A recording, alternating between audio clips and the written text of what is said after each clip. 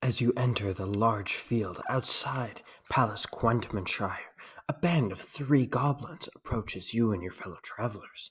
One of the goblins draws his ear and says, "Grrr," and he proceeds to attack. You roll your D20 for your skill check. DN20. Daily Nourishment, Episode 20. Today's topic is going to be the levels of the dining scenes. So I've broken up different levels of restaurants into a couple of different brackets because I want to have this standing as a definitions video. So in the future, when we break up things into different places, we can kind of have a system going. So let's start at the bottom. At the bottom, we're gonna put fast food. So this is gonna be your McDonald's, your Burger King, your Wendy's, all those places. And we're gonna define these as we're gonna serve it as it's quantity over quality for a lot of these places. So these places are focused on putting out as much product in front of as many people as possible. Another hallmark of these places is you as a customer will never tip. You're never going to be tipping a McDonald's, pretty much never tipping a Burger King. Wendy's, okay, maybe, but only if the Frosty's really good. But other than that, you're pretty much never tipping at any of these places.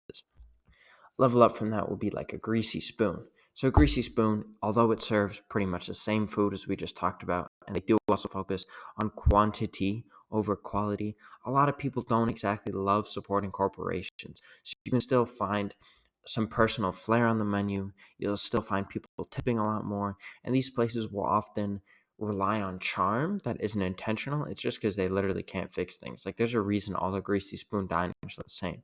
It's not because they planned it that way. It's because renovating would cost a whole boatload of money that they got to spend on other things. The next level up from this is going to be smaller chain places. So this is going to be like Applebee's. There's going to be like your Wild Wings. So this is going to be still kind of like fast food, as in the service is still quick. But these are places where you're more going to sit down for your meal. This isn't just going to be like a grab and go kind of thing. So a lot of the hallmarks of these kind of places is you'll find a lot of things which are broken up into an appetizer, an entree, and dessert. And a lot of them will often, like the desserts will be like overwhelmingly sweet. Your salads are gonna just basically just be like chopped up greens and stuff. It's not gonna be amazing, but it's not gonna be terrible either. Next up from this is going to be a local spot. So this is going to be somewhere in the area that serves usually like a pretty distinguished type of food. So you can have like a local Chinese spot, you can have like a local Thai spot, a local fish and chip spot. You can have all these local spots. So they're often hallmarked by local people or people from that ethnicity eating there. So you can often tell when the Chinese restaurant is really good is when the Chinese people are eating there, right? If you go in there and there's only like tourists eating there, well, no, that their Chinese food isn't good. So when you see locals eating there and people from around the area, you know it's going to be a better spot. Sometimes they sacrifice a little bit of the quality of the amenities because the locals aren't really too concerned about that for the quality of the food. And these places often you'll find have very limited seating, very limited margin, but they're really going because they have a high turnover because people really love the food. Next up from this, I'm going to have like a steakhouse to like a little bit of a higher end. You might also find this at like a hotel. You'll find often there'll be like entrees that are costing $40 to $50. Adjust this all for inflation, so maybe now it's more like $50 to $60. And you'll find often with a lot of these plates that they have very minimal, super high end plating. So you might see like a potato swoosh, or you might see like a sauce served in a pitcher, which is already a step up from everything else we've discussed, but it's still not moving into like the fine dining areas. Another hallmark of a lot of these places is all your waiters will often have like really stereotypical stuff. So you'll see like white collars, you'll see white tablecloths, everything will be super, super conformed. And a lot of these places, honestly, are a little boring because they'll be the same from place to place, same from state to state. Above this, we're going to have our first entry in the fine dining category, and this is going to be a lower end fine dining. So, what I mean by lower end is these are going to be places where their fine dining is looking to be affordable. So, they're looking to maybe put out 6 to 8 to 10 courses, but for something that you can get for under $100 or maybe around $100. So, a lot of hallmarks of these is they'll focus a lot on like root vegetables like carrots. You'll find a lot of starches in there.